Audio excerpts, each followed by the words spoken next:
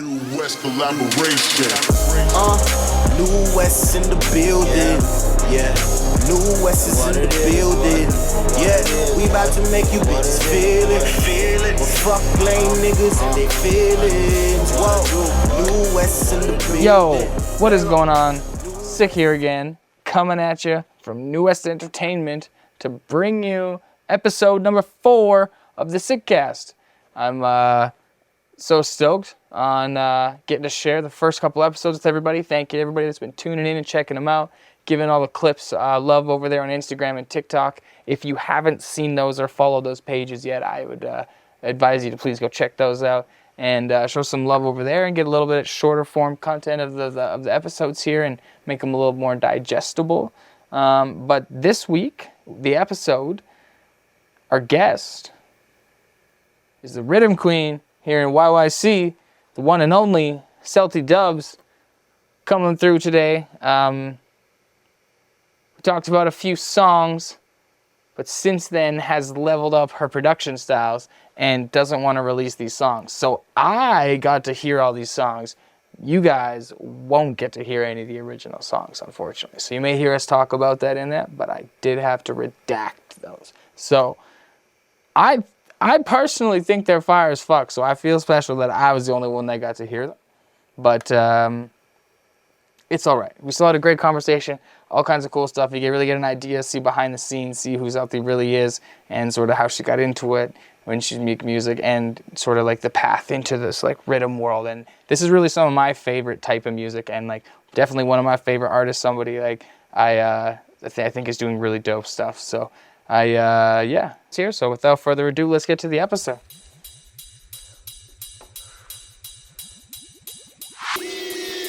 So most likely, we're gonna have to play this like link it. Yeah. So people will hear it like on Spotify. Yeah. So they won't hear it. We'll have to edit this, but then we'll Listen.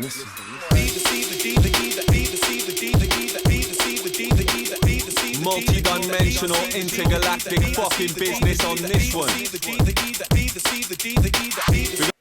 Gang, remember we do this shit for you. Question everything.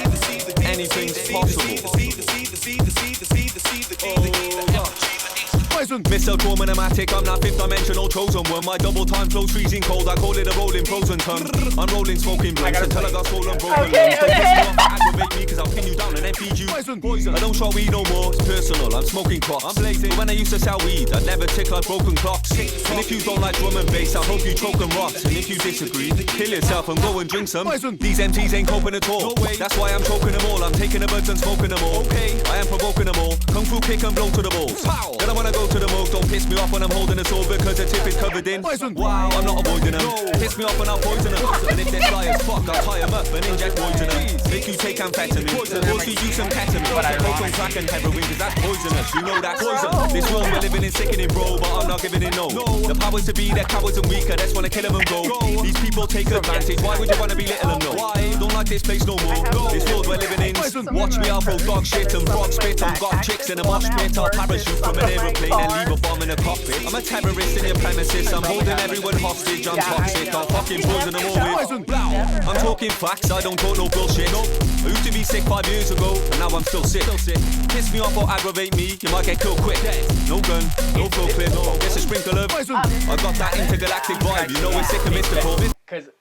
My flow is second to none and heavy as tons and irresistible. I don't care about money, show respect cause it's a principle. I don't do low vibrations, all that negativity.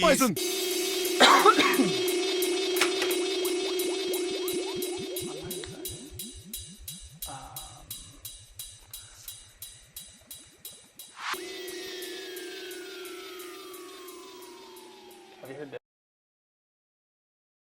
It's so loud. I know. But yeah, I found that on TikTok, and I could never find the original song. Yeah. But now I know it. The same thing I make up. Let's get naughty. I never heard it before, but I've been trying to find the song, but all I could find. I can see the stars from here. From. It's by Mr. Traumatic, actually. Yeah. I'm pretty sure, yeah. I fucking want that acapella so bad. But that's sick. I didn't know who that was, so I very much thank you. Yeah, for setting no, the he has vibe. a lot of dope shit. Even he has a really popular song. dab here if you'd like. Get a little crazy. Get a little crazy. That will be the end of this podcast Not if on I the take internet. it down. Yeah, okay.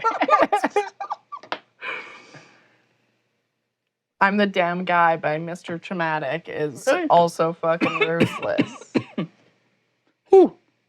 Yeah, the show's gonna be a lot harder with DJs because we could probably do like just an hour Of just this. music. Just yo, this. You know what's really dope song? Check this one out. Yeah, I know. Yeah. I just pull up my little cheat sheet here for doing things. So, what up? We got CELTY Dubs in the house at New West Entertainment. Thank you for coming by today. Thank you for having me. Give a little introduction, like who you are, what you do, and why you're so cool? Okay. My name is CELTY. I have only started mixing about 3 years ago, I think. But I have been playing around with music and producing since I was like 12 or 13, so for a really long time. I don't have any like professional experience in producing. It's all just by ear and what I think sounds dope. But yeah, that's pretty much what I do. So how I always like to start these two with like, how the fuck do we know each other? Because we Honestly, okay, I don't know how or where I heard about New West. Like, I think I started coming That's awesome. 3 years ago, 2 years ago, maybe. No, almost 3 years ago. Because you came to the 2020 barbecue. Yep. In COVID. It was like the first thing. Like nothing happened Yep. forever. And then we had like a little window where we were able to. Because I think I was at work and I used to work like right behind the building and I heard like loud fucking music. So I was like, yo, I need to go check this out. So I drove by and I was like, no way, this is like a little mini rave back here. So I was like, okay, I'm gonna hit it up. And then I met James and Matt, Night Mode. And we just started talking, whatever, because they were playing music that rarely ever gets played in fucking shows and like so much different shit. So I was like, okay, I'm gonna check it out. And then I think that's how I started talking to you. And like, yeah, this is my stuff. This is what I do. And then I was like, oh, okay. And then I came the past couple of years, and then I got brought up as a special guest last year, I think. Yeah. And then, yeah, here I am. Yeah, this will be your first full 1 hour. Full set now. For Full 1 hour. New West Fest. Yeah. Yeah. Sweet. Do you want to give like your plugs right now? Like plug your Instagram and your SoundCloud. So if somebody wants to like get at it. Okay. Then they can go look you up and then come back. Instagram is CELTY Dubs with a Z. Here you go, computer. You can't even doesn't see even it. focus. No, CELTY Dubs, CELTYDUBZ. And also on TikTok, it's also CELTY Dubs, and that's where you can find all my cool shit. And my SoundCloud is just CELTY, CELTY. Bet I can get there. The other thing I like to do right off the rip is like just do a little headspace check-in. Where you at? Like today, how already put yourself in the universe at this moment in time? Honestly, I'm so excited. I've like over the past year, I've gotten a really good group of friends in the music industry, and like everyone has been so supportive. And the music, when I first started producing, everyone was kind of like, oh, like rhythm is weird and no one listens to it. Let's listen to super mainstream dubstep. And like everyone that thought, I don't know, like in the beginning of my career, people were like, yeah, you ain't gonna do shit with it. So I started mixing like house music and like stuff that I think is dope, but like it's not my main thing. Yeah. It's for other people. It's not even for me. And then like over the past year, like meeting you guys and like meeting all the homies, like it's really just like put me into motivation to start making more music and mixing and hang out with friends. Cause during COVID, like that shit was trash. Yeah. That was horrible. I was like alone, just like being a DJ Grom in my room all day long. I feel you, yeah. And it's tough because like music's like for me, especially live music is like it's its own special kind of therapy. Or like it's almost like I feel like I get the same thing from going to shows that like religious people get from church. Yeah, honestly. And like it's not even like about the music even. Like you see all your friends there and they all share the same passion and like it's so amazing when you get to see all your friends like start making moves, you know? You hear their music and you're like, holy shit, like you've been doing so good. Yeah, it's exciting, especially like just like I don't know, getting to be there like and like it feels like there's so much of like a movement kind of going on now because I don't even think, I'm not like, oh, who's gonna go? I don't want to go by myself. Like, yeah. you know, there's no way any show that happens in Calgary that you'd be by yourself. Yo, like, I even know. If you don't, like, there's so many different types of people, and that everybody's so. I feel like I don't know what it's like other places, but it feels like everybody's so nice here. I feel like we're really blessed for like. I know. I being in used this to spot, be and so scared of going alone to shows, but like over time, like especially being in the scene, like you just like see all your friends and people, even people you don't know. Everyone is so accepting in this like scene for sure. It really feels like there's a movement going on, you know? And I feel like because Calgary's a little like under the radar, you know what I mean? So I don't know, but to me it feels like it's special. And I agree. I totally agree. There, so yeah. So, I think we should like start like a bit of a like foundation, and like start from the bottom. So like how about like start from like childhood? Like, where are you born in Calgary? Born and No, raised? I'm actually from Winnipeg, unfortunately. No, I found them. Nice, yeah. Yeah. I'm from Winnipeg, and I moved here when I was pretty young. And then I grew up in Cochrane, actually. And then I moved to Calgary about 3 years ago on my own. Nice. Yeah. Yeah, you like the big city life more than. Yeah. No, honestly, small towns is not the vibe, especially when you're into this stuff. You feel very isolated. Yeah. I can't imagine there's a whole lot of. No, definitely not. No. Definitely not. So then, what about like what kind of music were you listening to like as a child? Yeah. Like, what was like your first exposure? Oh man. So my mom actually grew up being like a super punk head, and she used to blast that stuff in the car. It was like lots of pizza punk, like Green Day and Blink-182 and all that stuff. And then I just kind of followed the lead. And if you somehow magically find my Facebook, you will find very cringe pictures of like the scene kid, me, and it was just, it was not cute. Like full on like, bitch. Mic down. Whoops. Like full on plaid vests with ties when I was a kid. Nice. Very cringe, very cringe. But yeah, it started off as like being super like emo punk kid, and like I used to like practice screaming and like that kind of stuff. I was super into it. And then I don't know what happened. I kind of went towards rap. I used to really enjoy like old school rap music, but then like I found myself always searching for super heavy bass rap music. And then it kind of just like went into the realm of like, oh, this is like trap. Now it's like EDM trap and like toy boy and stuff. And then it kind of spiraled out of control from there. And then of course I just like kept like wanting heavier and heavier and heavier. And then now here I am trapped in dubstep. Yeah, I feel you. Yeah. You go down the rabbit hole. So I'm gonna dig a little. So what was like, do you remember the first CD that you bought with your own money? Oh my God. Like, because nowadays, so like I have a son, and he can just, at 7 years old, walk into the kitchen and say, okay, Google, play the song that goes, na, na, na, na, na, na, and it works. And it just plays the song. So anything he's heard once, but like I was trying to explain to him one day that like when I was a kid, which wasn't even that long ago, I had to convince my parents to get in the car and take me to the mall to go into the store and spend money for a piece of plastic that we had to drive home and put into another piece of plastic that I had to get my parents to buy beforehand so I could listen to 15 other songs and then the one song that I wanted to listen to. Yeah, no, I had to like beg my mom and like beg. But I think my very first CD I ever bought was The Black Parade, My Chemical Romance. I think that was my first one. And still to this day, I'm not even joking you, I have the original CD and CD case in my car. It lives in every single car that I have. Yeah.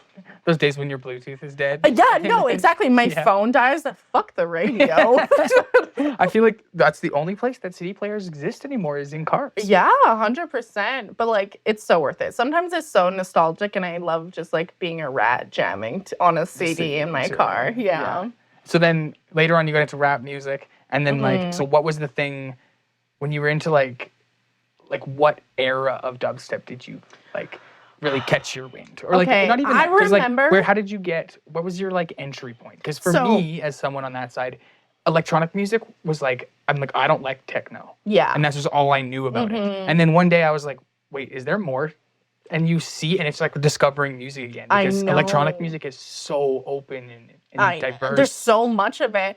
I actually remember the first ever dubstep song I ever downloaded. It was Bullseye by K. Drew. Okay. And it's very old school, but I definitely like came up in the dubstep era when Skrillex was just coming up. And I remember I got like a $25 iTunes card when you still had to buy music. Yeah. And I put it on my iPod Nano, and I used to blast that on the bus every single day.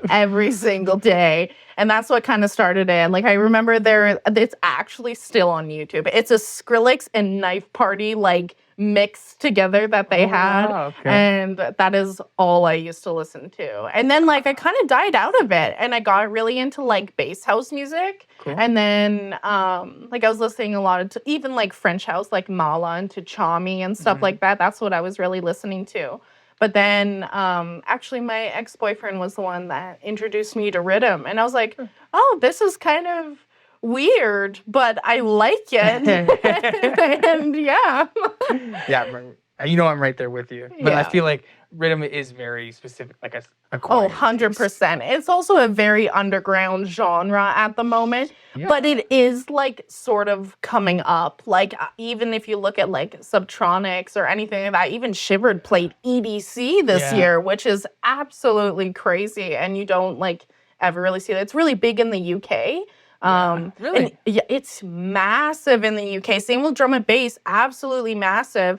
But then like you come here, but Calgary this year, ever since like we got out of full COVID lockdown, they brought Infect here and they brought a lot of like drum and bass. They brought Ominous here. I was like, what the hell is happening? Like we don't get this stuff here. It has So- been really good for shows. Yeah. Shows have been bumping here lately. Yeah. So like, do you have like an all-time favorite artist, like somebody who's just like so like I like Slipknot is my all-time favorite. Okay, and I it can- hit me in like junior high, and then it was when I like first got into them. So it might have to do with like the nostalgia of that. Yeah. But they will for all of my existence be like the pinnacle of it as much as I could like any artist, you know? I think it's gonna have to be honestly a tie between Nirvana and Falling in Reverse. So Falling in Reverse was my shit. But he's a bad human. But I still like his music. I mean, it's just like that was the micro stand, Yeah. right? Yeah. He was in Escape the Fate before Yes. that. Yes. So I seen Escape the Fate when I was a teenager, Really? and I met Craig Mabbitt was the other guy's name. Who Really? replaced Ronnie Radke, right? Yeah. Is the other guy's name? Yeah. And I used to like rag on them because I was like, I'm into deathcore. Yeah. Fuck these guys. And I think it was The Word Alive, I think was the show I seen them with, or who we went to see them. But my friend, did you ever listen to Stereos? Oh, yeah. So Stereos, they're a pretty light band. Yeah, super light. Like They more have- poppy punk. They did a Wall of Death. And To what? I couldn't tell you what it was. I swear it was Stereos. I'm gonna have to get. This was my friend Zach. His name's the Surrealist. Is his like producer name. I'll have to get him in here to tell this actual story.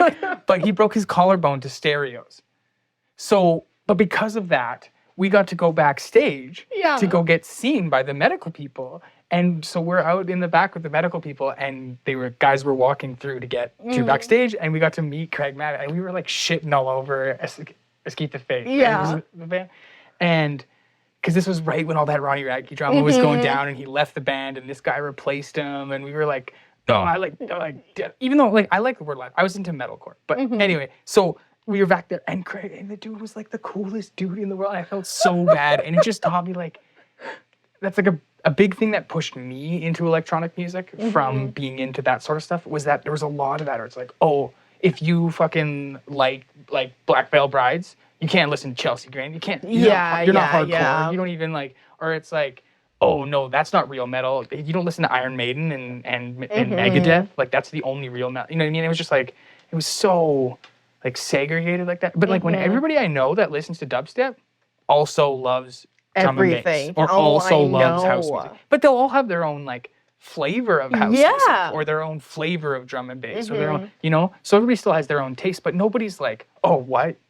You want to go to the drum and bass stage? We can't be friends anymore. Yeah, I know. You know what I mean? No, I totally get that for sure. It's just so crazy that there's so much like in the EDM scene that there's like no segregation. Like everyone is like down for anything. Like honestly, I could go to any show. I've been to a variety of so many different types of EDM music, and like I can like at least find a few songs where I'm like, okay, this is kind of cool. I fuck with this. Yeah. It's nice. Like I like going to like festivals where you don't know what's going on and you can just explore and like go to new stuff like that, right? Yeah, totally agree.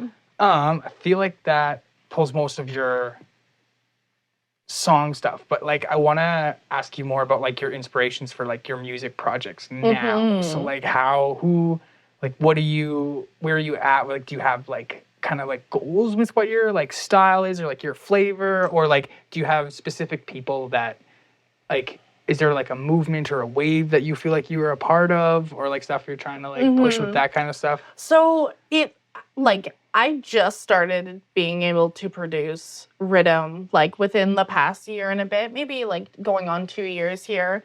But I'm still like trying to find my sound. Like, you know, when you hear an artist and you're like, I know who that is. Yeah.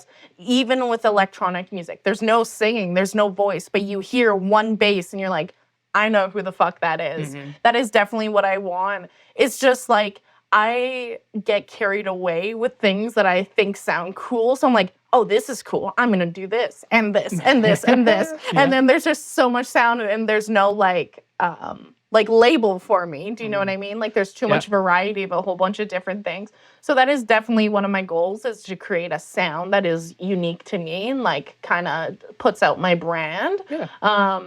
But like for inspiration wise, like I definitely really like the underground rhythm. Like Chamba is one of the craziest rhythm producers I've ever heard in my life. It is like so heavy, but really deep and bass heavy at the same time. And like, it's what he does with his music is amazing. He doesn't post enough on SoundCloud, but Chamba, if you ever see this, post more music. Do you want to also, if at any time you want to insert a song, with podcasts now, you can insert songs and the listeners will hear the song too. Oh, sick. So if you were like, yo, we got to play this song, or so if you want to play a song at any point, just like, we can pull them up. So like, okay, so that's the thing. So I feel like that gets a pretty good idea of like your saying. Is there any like other artists you'd like attribute to like what you're like, even like your style of DJing? Do you have like a DJ sort of? Honestly, idol? What really like Cod Dubs, if you've ever seen him live, holy shit, that man. New Year's Eve, Midnight Tyrannosaurus. Yes. That was the craziest mix. All of the COVID live streams. I know. That Cod Dub set on New Year's Eve was unreal. I know. That man, like, I definitely like love the chopping and the doubles and the triples and the quads. Like, it's so impeccable. And I also like, I just like love the flows of his music. Like he doesn't care and he'll always spin it back to like, if it's nice, play it twice. And like, I don't know, this man, he got some mad skills. So definitely when I first started learning how to DJ and like DJ rhythm and chop and all of that stuff and double music, I was like studying how he was doing this stuff. And I was like, oh, okay. Now, if I have a good song that I can double, can do it with my eyes closed. Like, it's just by ear now. It's I don't have to look at it, line it up, make sure it's good. But, yeah. Yeah, fuck yeah. Cod Dubs is the DJ go, in my opinion. Yeah, he's amazing. He is amazing, for sure.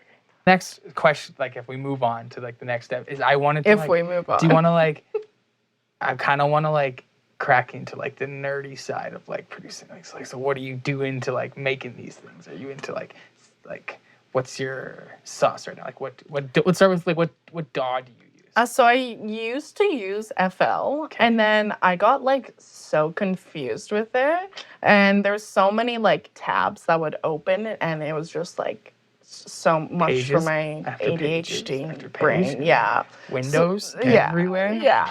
So I switched to Ableton. And Ableton is fucking amazing. If you have not used Ableton, it is so much easier. But when I'm gonna tell you something very cringe. When I first started producing music, all I used was GarageBand. Like, it's the rule of production. You either start on Audacity or GarageBand. Yeah. It just depends what kind of computer you had in the house growing up. But yeah, I use Ableton now, and I use Serum quite a bit, actually. Serum is definitely the move. And I've been finding, like, even, like, some of the presets on Ableton, like, all the little sound packs that you can buy, like, I just, like, layer that shit with LFOs. Like, layer it, and then it makes something. That's how it goes. And you're saying, like, you end up making songs very, like putting so many things in there and shows up and stuff like that. But to me, like, that's one thing that's the best approach, I feel like, in my mind. You just, like, throw a bunch of shit at the wall, and then you see what sticks, and then you, like, trim. Yeah, honestly, like, sometimes when I'm producing, I make, like, 5 different songs in one frickin' project. Yeah. And then I'm like, oh, this intro and these drums don't go with this bass, but this bass goes with this. And, like, I just, like, yeet everything into one project. And I'm like, okay, I like this sound. I don't really like this sound anymore. And, like, that's just pretty much how I work. It's very, like, discombobulated craziness. And you taught yourself all your production Yeah, I honestly, like, I had, like, a little bit of, like, help from my ex. Like, he used to, like, use FL. So that's kind of where I got my knowledge from FL for. But, like, all of the learning on GarageBand and all of that kind of stuff was all just self-taught. Yeah. Do you have, like, just, like, YouTube University? No, honestly, I just, like, click buttons, and that's how I learned. I didn't even know. I've never watched any tutorial on anything. All I do, like, sometimes, like, if I want to make a song, I'll find a song that I really enjoy and like on SoundCloud, and I'll listen to it over and over and over and over, and then I try and make myself, make it myself. And then once I do that, then I'm like, oh, I can add my own flavor over this. And then that's what I do. So can we do, like, a collabo? Because I'm very interested in your workflow then. Yeah. Because, like, your master sound, like, the first one you played sounds like a mastered tune. Is it mastered? Do you master? It is mastered. It is mastered. Obviously, the other 2 tunes were, like, not as cranked up as, like, I normally do. But usually, like, when I do my mastering, I do all my mastering, like, individually for each sound. Like, I don't master the track that's the way. As like an entire. I do it very individually. So does Skrillex. Yeah. So nobody can get mad at you. Yeah. There's probably a bunch of old heads that'll tell you not to do that and all the reasons why you shouldn't do that. Yeah. But I do that. Mm-hmm. And then I heard that Skrillex also does that. So I'm like, hey, okay, hey, fuck off. That. But, so, damn. So, yeah, I'm just curious. Like, I would like to do, like, an IRL collab. Because I would love to see, like, I feel like your workflow and your structure must be very different than somebody that just, like, dug through, like, YouTube tutorials. And, well, because, learned, like, the proper way to do it. And personally, like, I find with music, like, there shouldn't be a proper way. And I think the reason why people become so unique and, like, have their own unique sound is from doing that. Yeah. Because they don't follow to sound like somebody else or do what they did. They're just doing their own shit their own way, and that's where the best stuff honestly comes out. Yeah. Damn, that's so cool. I'm like, that's very, because I feel like I wish I did more of that, where, like, I was just like, you know what, just listen to it and make it sound like that, where I'm always like, man, how do I? Yeah. And then I'm on Google, and then I'm, you know what I mean? And, like, I'm producing, but I'm bouncing back and forth. Like, like, I still look stuff up all the time. Like, well, what if I don't know how to do that, but I bet you somebody else had this idea before me and then talked about it on the internet, and now I can go read about it. That's kind of the rule of the internet. If you have any idea, somebody else has already thought of it and also put it on the internet. Like, it's crazy. When I first started, like, producing rhythm, like, there's usually, to any type of genre of music, there's, like, a structure, like a route that the song follows. Like, usually, like, in most rhythm songs, every single rhythm song, for some reason, drops at 27 seconds. Every single rhythm song. Spotify. Yeah. Well, I mean, like, it's not even that. To be fair, I feel like that's a thing in music in general now. That, like, the chorus or whatever, like, intros are no longer than 15 seconds. No, I know. And like, so when I like started producing and stuff, like I didn't even look at no freaking like layout of how to make a rhythm song, none of that. I just sent it and it ended up like that anyways. Yeah, And yeah. so I don't even know. I don't have an explanation. I feel like some of it is that most people start with drops. Yeah. So you have your drop, and now you're like, oh, I just gotta like build into the drop. Yeah. You're not like, oh, welcome to the song. Yeah. Like Bro Step has a lot of that where it's like, Yeah. like Yeah. rhythm is not. They're not over the top with the intros. And No, stuff like it's that. rhythm intros is like so basic. The only part that, like, honestly, even coming from a rhythm artist, rhythm people don't hate on me. Like, rhythm is very simple, but it's also extremely complex to different yourself from like a good rhythm song versus just like a rhythm song. Every intro is very basic with rhythm and it's just drums and an atmosphere and call it a day. Here's the drop, that's it. But like rhythm is about like the flow of the bass more so than just like the whole like building up this crazy intro to carry the song. Like honestly, I find like a lot of like bro step is like that too. Like especially like new style bro step. It's like happiest, poppiest song that's a totally different genre from what I'm about to drop. And then this heaviest, most bass in your face music as humanly possible. And like rhythm is just on such a basic, let's just be simple. Yeah, it has a lot. I feel like that's like making a rhythm song is like dancing like on a tightrope Yeah. because you're dancing right between being like terribly boring and annoying Yeah. and being like the best fucking like Yeah. feeling of audio you can possibly Exactly. get. Like- and like I don't even understand. I there's so many people that I think just because rhythm's not their thing, they don't get that about it. Yeah, and a lot of people don't like get rhythm and they're like, where's like the hype? Where's the humongous build up? And like, it's not about but that. Rhythm's still a lot more in your face than techno is. Oh, for sure. 100%. And that's the 100%. same argument, right? But like there's no other type of music other than like real like I call it like East Coast rhythm because I feel like that's kind of a part of it here that a lot of this like real rhythm stuff that's like rhythm with two R's Yeah, like, yeah, yeah. kind of thing is like is on like the eastern coast like New York, Buffalo, Yeah, it's like huge in Montreal too. Montreal, yeah, massive yeah. in Montreal. It's massive in the East But Coast. over here, it's not. Even like with just my friends and stuff, I noticed like there's only like everybody I know that like really likes rhythm. You probably also know, and like all of my just like close friends that also listen to dubstep and stuff. Even they like rhythm, but they're not into it. But they just, and yeah. I feel like they just like there's some people. There's just this thing with rhythm sometimes where they can just like cut through your soul I know. with one quarter note. Yeah, literally though. That's it. Like, fuck with me. And then, like, a lot of people say that, like, dubstep producers typically have, like, some of the most, like, skillful sound really? design stuff. Like, just, Really? like, music production stuff. Because most dubstep producers aren't fucking nerds. True. We're all, and I'm calling myself out at the same time. But most of it's, like, you know Honestly, what I'm saying? same. I don't So- even think I've met any dubstep producer who's like not a low key absolute dork.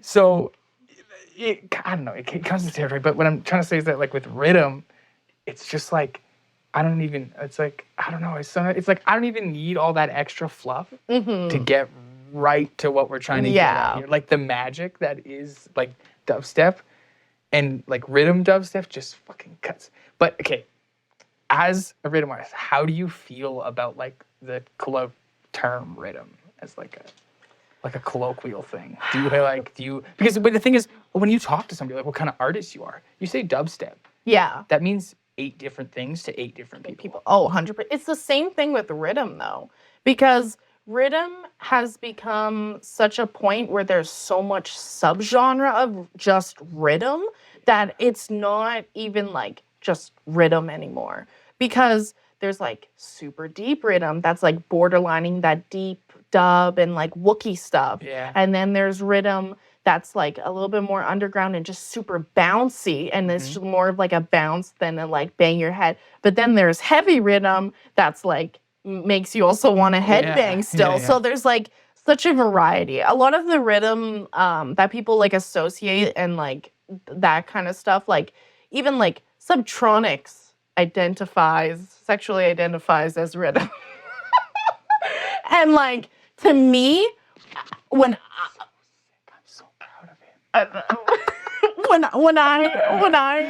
when I hear that Subtronics is rhythm, like it kind of makes me cringe, because like that's not rhythm to me. No, I know. But I know it's rhythm. But it is.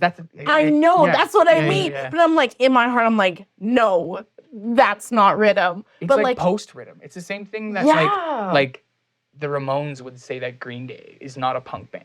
True. But it's exactly like that. They're a punk band. Yeah. You know what I mean? So like, it all has to evolve, and in the moment, everyone's be like, "You damn kids!" Yeah, I know. That's it with me. Sometimes I feel like I'm such a snob. I'm like, this is not rhythm. This is not what I want. But like I said, there's so many subgenres of rhythm. So when people say, "Oh, you're a rhythm artist," like sometimes people look at you, you're like, I don't like that. But then I've played like even we had a little mini bush rave a couple weeks ago, and like I showed one of my friends like, oh, rhythm, yeah, fuck that, that's horrible. And then Night Mode played, I played, and he's like, oh. Yeah. Oh. Because people don't know. Because you say rhythm and people think like Riot 10. Yeah, exactly. Not that Riot 10's not a rhythm artist. No. He makes rhythm songs from time to time.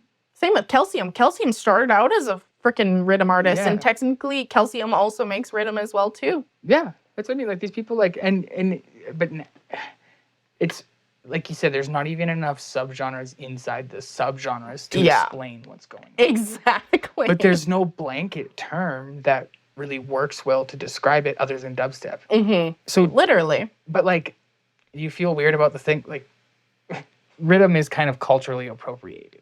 It's taken from like dance hall music. If you just looked up the word rhythm, they use it. And I don't know what's like the chicken came before the egg, because I feel like it's a thing from the UK. No, I'm going to tell you something. I'm going to educate you. Okay, perfect. This is why I brought this up, because I want to know. Like, so if you actually listen to rhythm music, like if you listen to, even if you listen to Subfiltronic, for example, if you compare it to a flow of like a rhythm dance hall song, exact same BPM. Of course, the flow, even if you listen to deep dub, like if you ever been to a deep dub show, they'll always play like reggae music and like stuff like that. A lot of rhythm artists also include reggae music because it is the exact same format. That is why rhythm became a thing. And rhythm actually came from like deep dub and like the super low basses. And the people were like, oh, I want a little bit more bounce to it. And then it just progressed into this monstrosity that led to this. But reggae music was actually what started like dubstep, essentially. Reggae music is what started it. With the reverb box. Yep. That is pretty much what started it. And then rhythm slowly became a thing with like deep dub, and that's how rhythm became a thing. Yeah.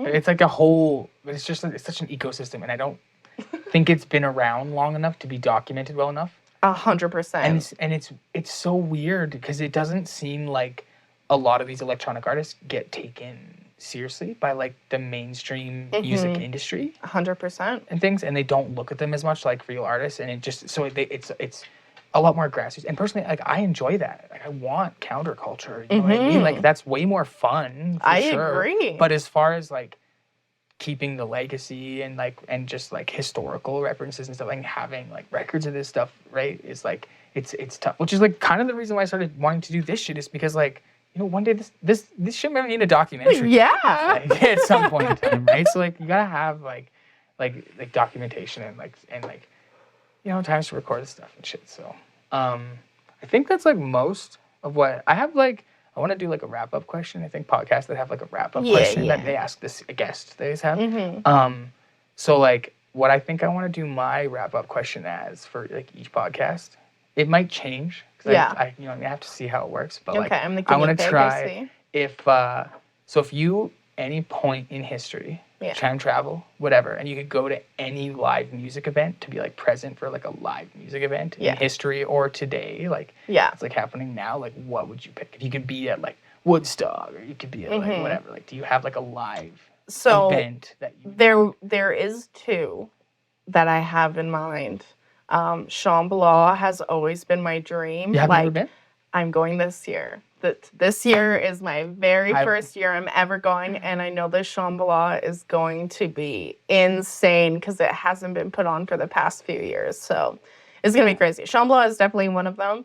But Rampage Festival, that shit looks crazy in Belgium. Oh my God. Rhythm and drum and bass. No. It's cheap. It's so cheap. Is it? It's like 150 euros? Yeah, which is like $300 for like a 5-day festival. What the hell? I looked at it when they launched the open air, like because they do two, right? Like the open air one, tickets came on sale, and I was like, wow, these tickets are cheap. Like flights are low. It's like $1,300 for flights, but like tickets are like $300. Dude, that's like the price I'm paying for Shambhala for gas and food and the tickets. Shambhala tickets are $600. That's what I mean. I was really surprised for how cheap, and it might even have been less than. It might have been like 100 euros, which came out to like 200 something. Yeah, shit. I might be going to Europe soon. Dude, yeah, Rampage looks like fucking stellar. Yeah, like it looks crazy. That is definitely one of my favorite ones. What about you? So those are the ones you're planning to go to? Yeah. Mine is Lost Lands. I want to go Lost Lands? And I have tickets for Lost Lands. I'm going to fucking Lost Lands. Yeah, I was going to go to Base Canyon this year, which is like mini Lost Lands. It's not even mini Lost Lands. I know. It's just like other side of the country Lost Yeah. Lands. I've heard it's really cool. It's all the same people. And that Paradise one looks really super cool too. Yeah, but like, I saw that. Before I started asking people this question, I probably should have came up with like my own answer for it. Right? Yeah. But like, what would be? And this is I had this idea and I never even contemplated it for myself at all. But I've been thinking about that question for like days. Because I'm like really interested in what people would say. Because I'm sure people have like some, like, because it could be anything. If you could go through like, is there like a year of like Shambhala? You'd be like, did you want to go to like the first one? When but it Bass wasn't like Nectar played. Like way like in the old, day. like 2000. When did that happen? Like 2011? I think it was like 2010. Damn. Dude, the set even till to this day just blows my mind away. I would have to say, like, just because Slipknot is my favorite band of all time, I would have loved to see them in their heyday when they made, like, the Iowa album. Because they had blown up, because bands blew up really quick back in the day like that. And, like, my favorite thing about live music is it's that, like, lightning in a bottle thing, where it's just, like, 30 fucking people in a random ass room, and it's just like the craziest experience you've ever had in your fucking lifetime. Honestly, to some fucking boxes that vibrate. I know. And it's just like I've had all these life-changing experiences in these weird rooms with like 25 people. I know, you know what I mean? Literally and same. And it's just, I don't know how to explain to people that don't. So like, I wish I could have been a part of that for like my favorite band of all time. I've seen them when they like, because they had like a demo and they shipped it to a label, and then the label put it out and they blew up like right away. They were huge, like they were like their first year, or like once they got their demo signed, like within like a year they were like touring internationally. Holy. Or at least like nationwide tours at the time. But they blew up very quick. And then they had an album deal where they had to write a second album really quick. And if you listen to them talk about like just like where they were kind of at in their lives when they made the second Slipknot album.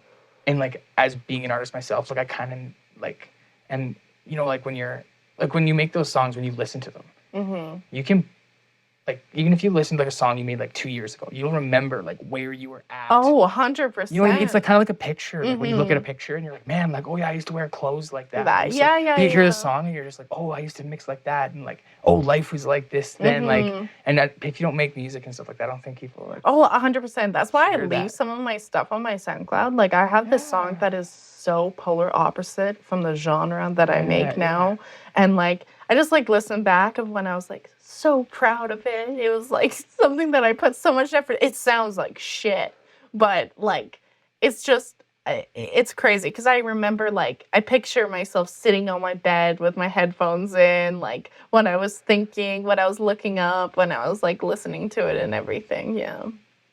Sick. All right. Well, I think that concludes like everything I had planned. Is there anything else we like didn't cover that you want to tell people about? If people are still here an hour in listening to our banter. I don't know. I don't think so. I think, yeah, I'm CELTY. This is me. Yeah. Thanks for coming, New West. I can't wait for August 5th. Hey. Throw it down. Yes, sir. New West Summer Barbecue coming at you.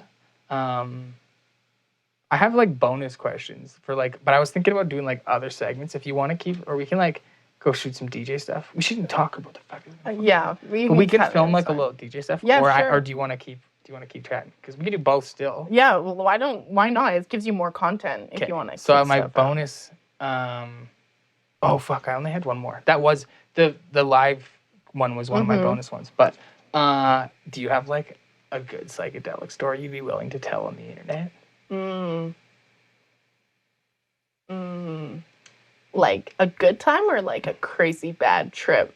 What do you want to let the people know about? Because I don't personally don't necessarily know if I believe in bad trips. There's definitely challenging trips. Yeah. But I don't think they're bad. No, they're not bad. I found goodness in it, even though I wasn't having the best time of my life. Yeah. I'm trying to think, like, what was, like, absolutely phenomenal. Okay, actually, I have a good one. I love mushrooms. I love mushrooms. Me too. So I'm glad to hear that. Yeah, mushrooms are the shit. But I remember my first time, it was actually my first time ever doing mushrooms. And everyone was kind of warning me, like, oh, it gives you gut rot and, like, you're going to not feel good. I was having the best time of my life. I even still to this day, I've never felt sick from mushrooms. So, like, I never get, like, that tripped out, not feeling good issue ever. But, like, my first time ever doing mushrooms, I was actually just in my house. And I remember, I think Peekaboo, like, just put out his album. It was, like, the first, when Peekaboo, like, really started peaking and, like, started doing, like, a lot of crazy stuff. And I remember I was like, you know what? I'm going to try mushrooms. So I got mushrooms, ate them, munched. And then... How much? I think I ate a quarter. Did you know what a quarter was at that time? Or were you just like, I don't know how much to eat? Well, yeah, because I was like, this is like before like drugs were like easily accessible and like you can deliver mushrooms to your house now. Did you know that? I had to walk uphill both ways to get high. Yeah, exactly. But yeah, it was my first time, and I remember like I was watching, and I did it with one of my friends, and we were watching a TV show, and I remember it was just silent, and then we both look at each other, start pissing our pants, laughing. Like it started happening at the exact same time. I stared at a wall for 4 hours, fully entertained, listening to Peekaboo, and like the song was like making the wall do things. Like it was like tripping out immensely. Wait, actually, I changed my story. Okay, I'm rewinding. 1 second. Run it back. Okay, that's not a very funny story. Okay, this only happened 2 weeks ago. Wait, was I there? Yeah. Okay, but I haven't, for the record, I haven't heard this story. Okay, this is absolutely amazing. Okay. So, I was high off mushrooms. And, me and my good friend Shay, it was like 5 o'clock in the morning. We're at a bush rave. We're like, yo, we're kind of hungry. And my friend's tent that we're sleeping in, he had the card keys where the cooler was, where the hot dogs were. So I was like, okay, I have to go sneak in there and like grab the hot dogs. So she's following me. We sneak into the tent, unlock the car. And then she opens up the door for me. She's like, here you go, grab the hot dogs. I grab the hot dogs. Walking back to the fire to go cook them. I look at the hot dogs. I'm like, what the fuck is these? I was like, these are Schneider's Jumbo. I was like, I bought no name brand. Whose hot dogs are these? And me and Shay just looked at each other, pissing our pants, laughing. Because she's a dumb bitch too, like me, and just opened somebody else's car. I ganked somebody else's fucking hot dogs. We are pissing our pants laughing. I'm like, whose fucking hot dogs are these? And me and Shay were like, okay, we can't say anything to anybody. We can't say anything to each other. But me and Shay are very bad together. Like, we're both so stupid and, like, just go along with it with each other the whole damn time. Like, it's horrible. Wake up in the morning. Where the fuck are my hot dogs? Where did my hot dogs go? Somebody lost. You found out I don't who they even know were. whose they were. I didn't even know that person. Like, they weren't even close homies. Like, they were some random hot dogs. And I was like, you can have my no-name brand shitty chicken hot dogs. I'm sorry, I ate your standard jumbo mumbo hot dogs. I do remember running into you guys during your like last. Oh, pissing our pants? Because we had the fire, and Yeah. you guys realized. Because you're cooking them on the fire. Yeah. Maybe I was there right when you realized. But I remember the hot dog thing. Yeah, you said that. That's fucking hilarious. But like, I'm glad you were able to fix like the karmic debt that you created by stealing your hot dogs. I don't know whose hot dogs they were, but I'm sorry. Okay, well that was your encore. That was a great story. Let's call it. Let's hook up some turntables and drop some fucking bangers. Let's go. So, I guess we'll see you guys in a minute. You should run your plugs one more time. Where do we find you on the internet if people want to listen to your CELTY Dubs, CELTYDUB with a Z. Ta-da. Follow it. All right. Peace out. Wop, wop. Wop, wop.